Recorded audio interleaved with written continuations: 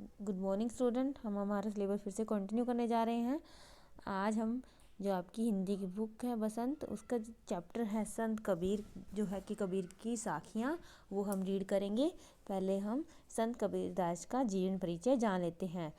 कबीरदास का जन्म संवत 1455 यानी सन 1398 ईस्वी में हुआ था।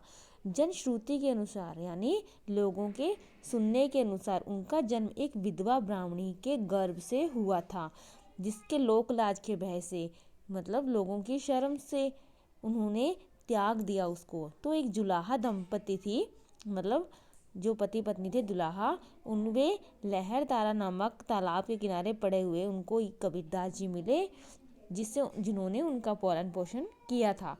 वे ही कबीर के माता पिता कहलाए। इनके नाम थे नीमा और नीरू। कबीर की मृत्यु 120 वर्ष की आयु में संमत 1518 ईस्वी में बघर में हुई थी। ये कबीरदास जी का जीवन परिचय है। वैसे कबीर की साखियाँ उनकी रचनाओं में उनकी मुख्य रचना ही है। अब हम कबीर की साखियाँ पढ़ेंगे। जाति न पूछो साध की, पूछ लीजिए ज्ञान, मोल करो तरवार का, पड़ा रहन दो म्यान। कबीरदास जी इस दोहे में कहते हैं कि हमें किसी भी साध की, यानी जिसके पास बहुत सारा ज्ञान है, जो ज्ञानी है, उनसे कभी भी हमें उसकी जाति नहीं पूछनी चाहिए।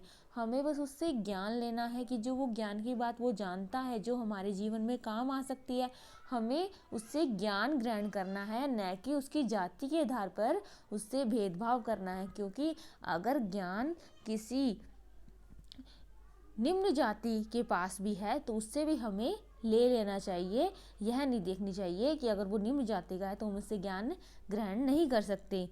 मोल करो तरवार का, पड़ा रहन दो म्यान। क्योंकि हमने तो मोल करना है तलवार का, यानी हमें तो तलवार से काम लेना है। हमें उसकी म्यान से क्या मतलब है कि वो कहाँ से निकली है। काम तो हमारे तलवार ही आएगी, न कि म्यान। तो मतलब सीधा सा अर्थ है कि हमें जीवन में ज्ञान जिससे भी मिले उससे ग्रहण कर लेना चाहिए, न कि यह देखना चाहिए कि जो ज्ञान देने वाला है उसकी जाति कौन सी है, वह कहाँ से आया है। इस बातों पर कभी भी ध्यान नहीं देना चाहिए। क्योंकि कबीर जी ने रचनाएं जाति के ऊपर ज़्यादा की है, क्योंकि जब उनका जन्म हुआ था तो उस समय समाज में जातिगत भेदभाव काफ़ी ज़्यादा हुआ करते थे। तो उन्होंने अपने एक तरह से, जब उनका पालन पोषण भी एक जुलाहा दंपति ने, निम्न जाति ने किया था, तो वे निम्न जाति में माने जाते थे, तो उनके साथ भी भेदभाव, वो अक्सर इस चीज़ को महसूस किया करते थे। उन्होंने अपनी रचनाओं में इस चीज़ को काफ़ी ज़्यादा महत्व दिया है।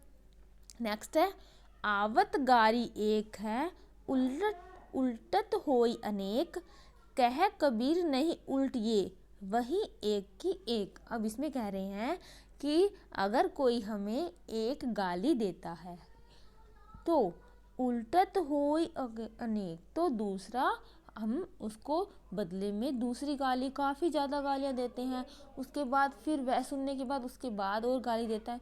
तो इस तरह यह विवाद, एक तरह से जो ये लड़ाई झगड़ा है वो बढ़ता ही जाता है।